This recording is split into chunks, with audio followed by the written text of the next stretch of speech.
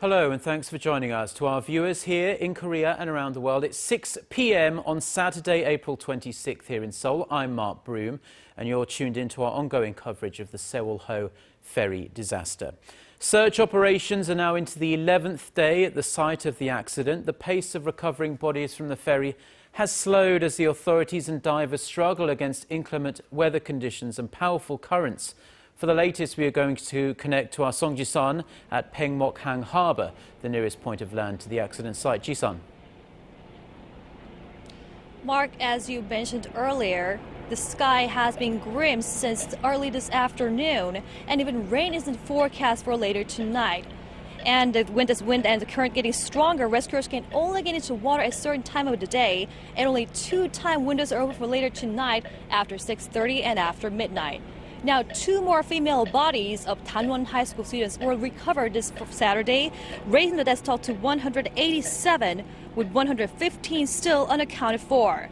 Divers are focusing their search on the 4th level of the ferry, as this is where the cabins of most of the Danwon High School students were located. But it is getting tougher to recover bodies compared to the previous days. 1, because of the strong currents getting stronger over the weekend, and 2, because of the debris within the ferry, like broken furniture and cargo. The divers have also had to expand their search areas on the left side of the ferry, which is now laying on the seabed. Around 80 divers were engaged in the search operation Friday, and over 100 are diving on this Saturday. And Ji-sun, everyone was hoping the bodies of the victims would have been recovered quicker as new equipment was to be deployed, but that didn't happen, did it? That's right. Mark, a diving bell, a chamber that could be used as a base and transportation for divers underwater, have arrived at the site on Friday afternoon, but could not be deployed and returned to port early this Saturday. Now, this equipment was expected to help boost the number of divers taking part in the search operations and enable them to stay underwater longer without having to come up to surface too often. Now, employing this new equipment was part of the parents' request to actually boost the number of divers working in the water, but it's unclear when the diving bell might be deployed as the conditions are expected to worsen over the next few days.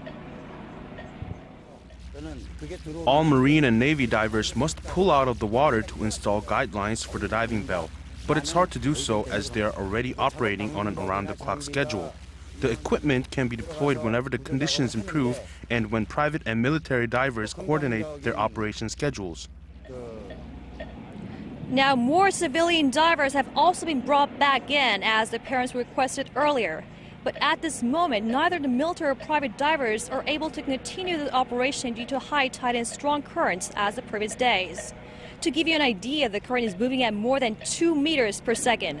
That means divers working underwater can drift more than 150 meters in just 1 minute. This has raised worries bodies might have flown out of the sunken ferry. Because of this, authorities have increased the number of boats searching the waters and also expand the radius by 60 kilometers. This has been Song Ji-sun reporting live from Paengmok-hang Harbor in Sindu.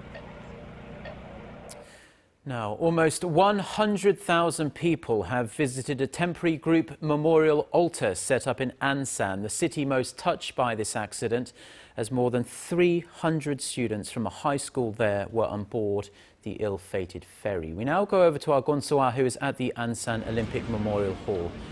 So it's the weekend, so I'm sure many more people have paid their respects today. Mark, I've been here since the morning, and people from the city of Ansan and across the nation have been coming into Ansan Olympic Memorial Hall to say their last goodbyes to the victims of the tragic Sewol-ho ferry accident. Now, hundreds of people are in several lines stretching out into the streets near the hall to pay their respects to the now 118 students and teachers of Danwon High School, whose pictures are displayed here, in front of which the mourners lay down white flowers. Over 92,000 people have visited the site so far, and some say they have come more than once. And at least 67,000 text messages of condolences have been sent, which are being displayed on one of the screens here. On a message board also inside the hall, one of the words most used is sorry. Sorry for not being able to save you. Sorry, we as adults made a mistake. Now, the atmospheres are very different depending on where you are. In front of the hall, everyone waits in silence. But once they come out after paying their condolences, most of them have tears in their eyes.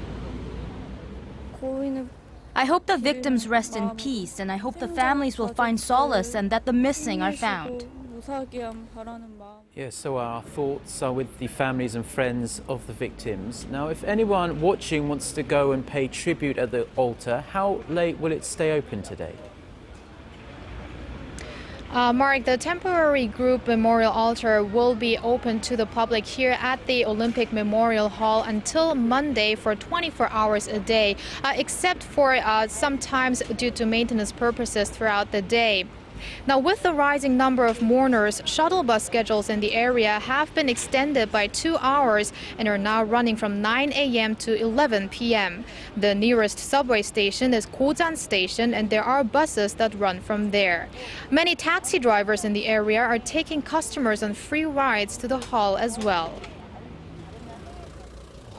When the students take taxis in the morning to go to school in groups of 3 or 4, I think it could be the students that are affected. I also have colleagues whose children were among the identified students. By Tuesday, an official memorial altar is expected to be ready at Hwarang Park, also in the city of Ansan, which is around 10 minutes away by car from the Olympic Hall here and 5 minutes from Korea University Ansan Hospital. Now, this has been Kwon So-ah reporting live from the Ansan Olympic Memorial Hall. Thank you, Soa. And it's not just those of us here in Korea who are mourning the loss of so many young souls. Over in the United States, movements to commemorate the victims are growing. In front of the Korean consulate in Los Angeles, some 50 Korean-American university students have set up a small memorial altar where people can come to pay their respects and offer words of support.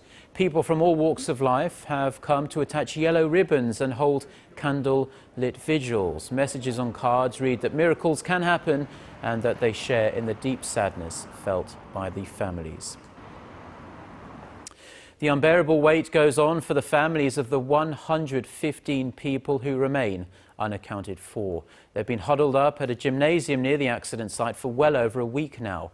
For more on the situation there, we connect live to our Connie Lee. Connie. Hey, Mark. Well, just as Jizun reported earlier, the weather has worsened this evening, further diminishing hopes that any more bodies will be found today. Now, you can almost feel the anxiousness felt by the families here as they just wait for any news on the search operations. Currently, outside the Chindo Auditorium, preparations have been made for the expected high wind and rain over the weekend. There were dozens of tents outside to provide people with food, medicine, and other daily necessities. And this afternoon, officials were putting up plastic covers and prepping for the weather. The weather, though, is not stopping families from traveling to the sunken ferry site. For those family members who are just too restless staying inside the auditorium, they are making trips to Paengmok-hang Harbor, which is the closest area to the sunken ferry site. Now, that area is about 40 minutes from the Chindo Auditorium, and there's a shuttle bus that brings people back and forth throughout the day. Mark? And Connie, just waiting day after day, it's not just physically draining, it's also taking a heavy mental toll on the family members who are trying to deal with what is the worst time in their lives. And I hear you have an update, in fact, on the health of the family members there at that gymnasium. Yes, I do. And you're right, Mark. This sort of waiting is not only difficult physically, but it takes a huge toll on a person's mental being. Now, there are doctors and nurses and counselors working here around the clock at the Chindo Auditorium, but not many family members are taking advantage of them. Doctors say that the family members, especially the parents of the young passengers, do not think it is proper to take care of their own health when their child is dead. There's also the stigma of mental health here in Korea, with not many people being aware of mental health issues. Now, that's a concern for many health officials here, especially after this latest tragedy.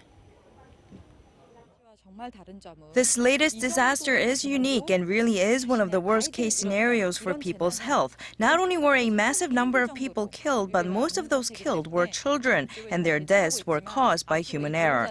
So this kind of pain being felt by the parents is huge and will have a significant impact on their mental health. Unfortunately, though, they are not taking the initiative to take care of their mental state. And looking forward, there are real concerns about the mental health of these people here when they return to their daily lives. Reporting live from the Chindo Auditorium, this has been Connie Lee. And the investigation into finding out what caused this awful accident and who's responsible continues as well. Let's turn to our Na Hyung-kyung now at the news centre. So Hyung-kyung, the prosecution's special investigative unit raided more offices today. That's right, Mark. The prosecution this afternoon raided several offices of an accounting firm that worked for the ferry operator Cheonghye-jin Marine Company. The accounting firm is known to have worked very closely not only with the ferry operator but also with its affiliated firms that are practically controlled by Yoo Byung-won, whose two sons are the biggest shareholders of the ferry operator's holding company. Prosecutors suspect the accounting firm helped Yoo's companies forge audit reports. Now, on Friday, one of senior Yoo's closest confidants, Ko Chang-hwan, was called in by prosecutors for questioning. Ko is the president of Sewol Group, one of the many firms suspected of being used for stashing away assets for the Yoo family, but he has reportedly denied most of the allegations against him. The prosecution is closely looking into whether the family has evaded taxes, embezzled funds, or made illegal foreign exchange trades. Now, some that are under the prosecutor's radar include Yoo's son and daughter, as well as CEOs of affiliated companies, all of whom are known to be staying outside of the country. They were told to return to Korea by April 29th and comply with the summons. Well, Hyung-kyung, this is shaping up to be a massive criminal investigation, as you'd expect, following such a terrible disaster with so many young lives lost. What's the latest on the probe into the crew members then? Well, the crew members that were aboard the sunken ferry are getting the brunt of criticism, as you know, for not even trying to save the lives of their passengers. And now all 15 of them are facing negligent homicide charges. But when I say 15, that's excluding the ferry attendants. We are talking about the technical crew, including the captain, mates, and engineers. And prosecutors and police officers jointly investigating the case have requested warrants for arrest under detention for the last remaining 4 crew members that were arrested already but not detained. The Gwangju District Court has just finished validating the warrants about an hour ago, and if approved, they could be issued as early as this evening. Yes, we can see the crew members there with their heads bowed and masks on. Now, the officials are widening the scope of their investigations. They've been looking into irregularities in the country's overall port operation business. That's right. Officials at the Korea Shipping Association are suspected to have been giving valuables, possibly including cash, as well as presents to authorities at the Maritime Ministry and to Coast Guard officials as well. The association has been under fire lately for not keeping ferry operators on their toes about abiding by sailing and safety regulations. For instance, loosely checking cargo loads and the conditions of life-saving equipment on the vessels. The board president of the association, Chu Sung-ho, offered his resignation on this Saturday, a day after another official, the chairman of the Korean Register of Shipping, Chun Young-gi, offered to step down, and that was yesterday, Friday. Mark. Okay, thank you very much for your report there, Hyung-kyung. Now, for all the attention that's given to the captain and the crew of the Sewol-ho ferry, who appear to have abandoned the ship when hundreds of passengers needed them while they were still on board, there are other countless stories of heroism in this accident, stories of people sacrificing their own lives so that others might live. Our Kim Yeon-bin introduces us to some of these brave people. Crew member Park Ji-young lost her life trying to save the lives of the high school students who were on board the Sewol-ho ferry.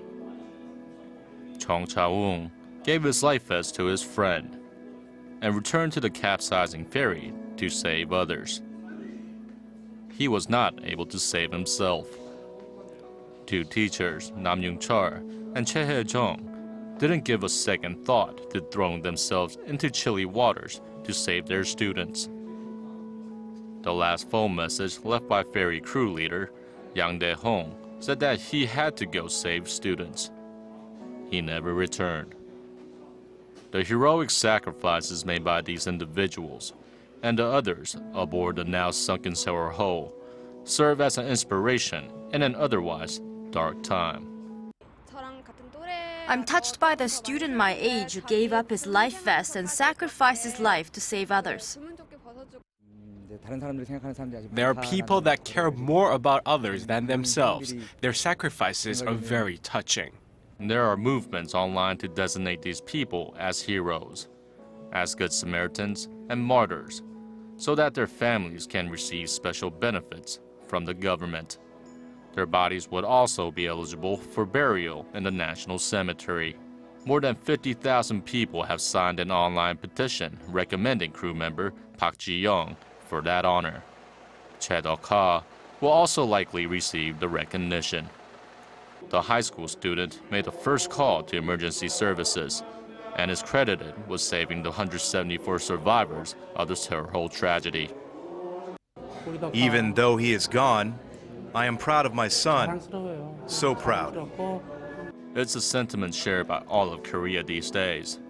Pride in these people and their acts of heroism, mixed with sadness in that they, along with so many others, are now gone. Kim Hyun-bin, ARIRANG News.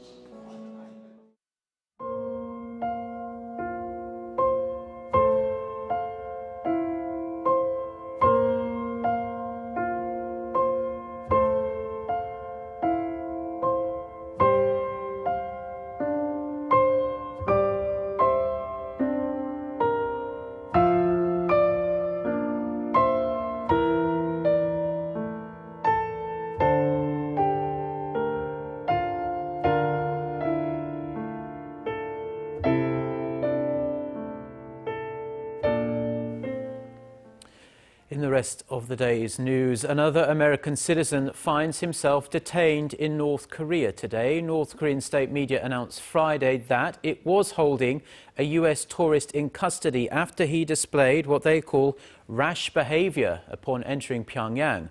The announcement came on the first day of U.S. President Barack Obama's two-day visit to the South Korean capital, Seoul. Hwang Sang-yi tells us what this could mean. North Korea said Friday it has detained an American tourist for rash behavior while passing through immigration.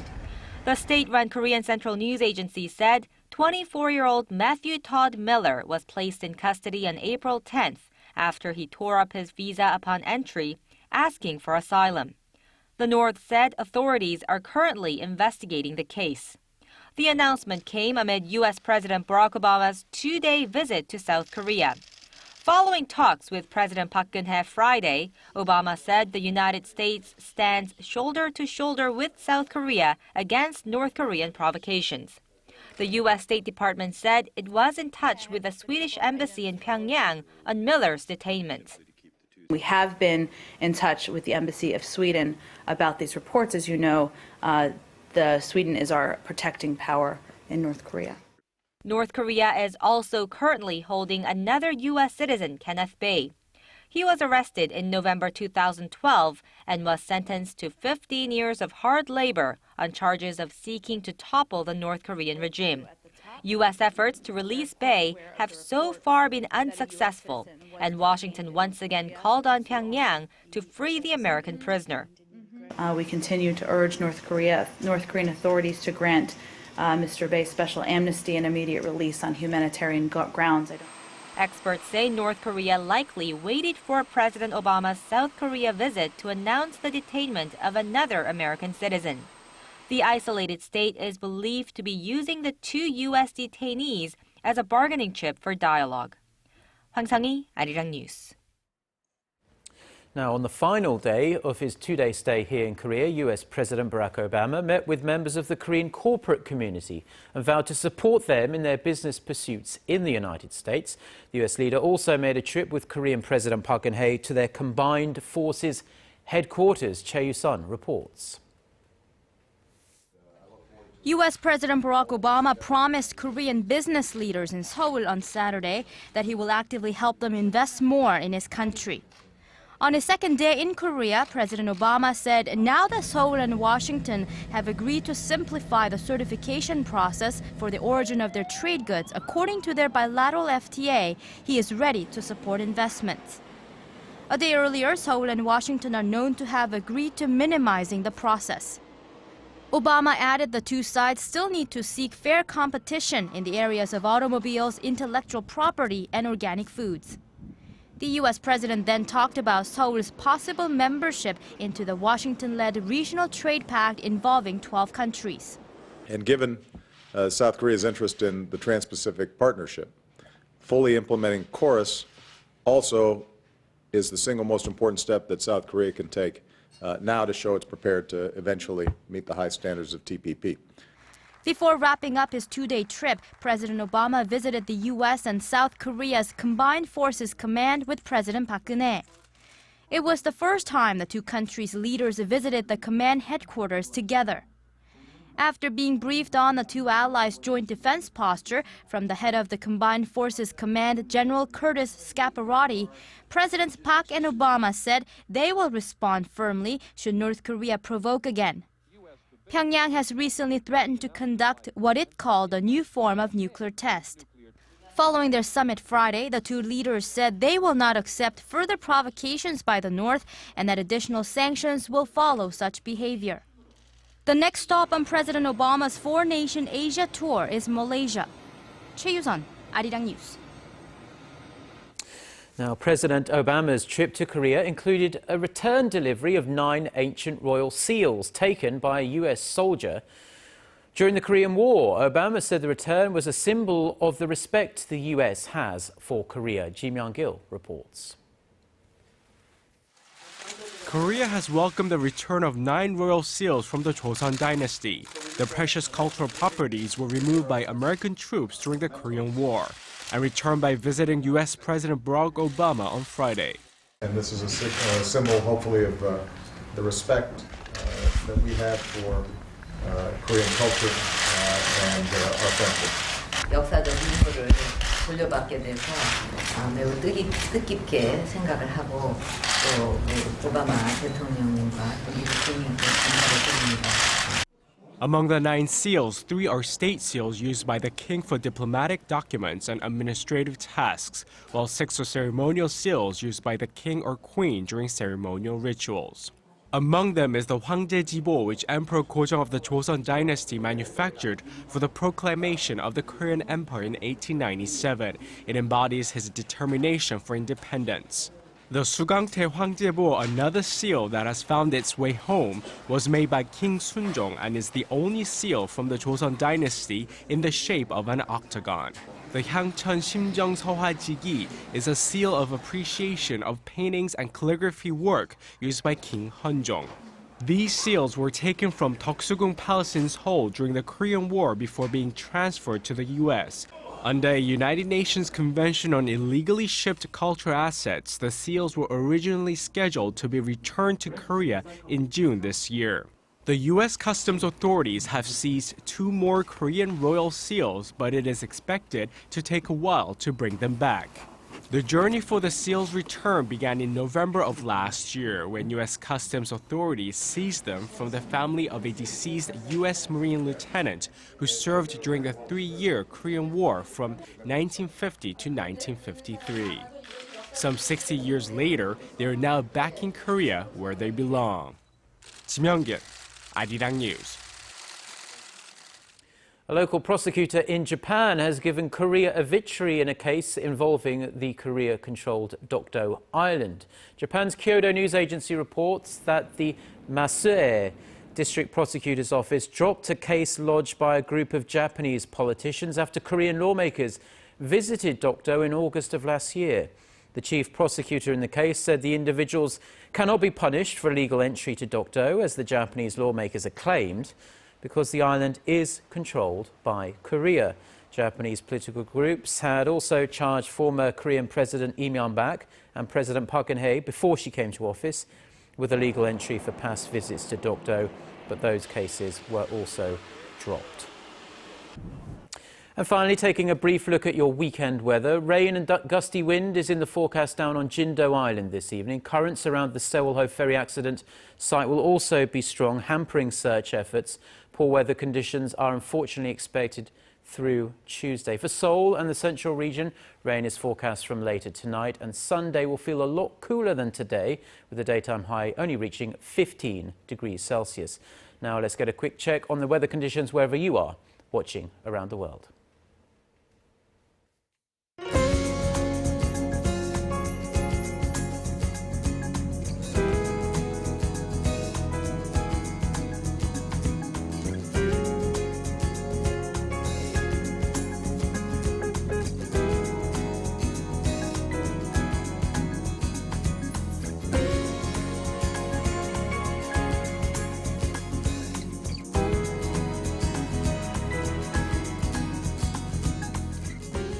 And those are the stories we have for you at this hour. We'll be back at 10 p.m. Korea time. Until then, goodbye.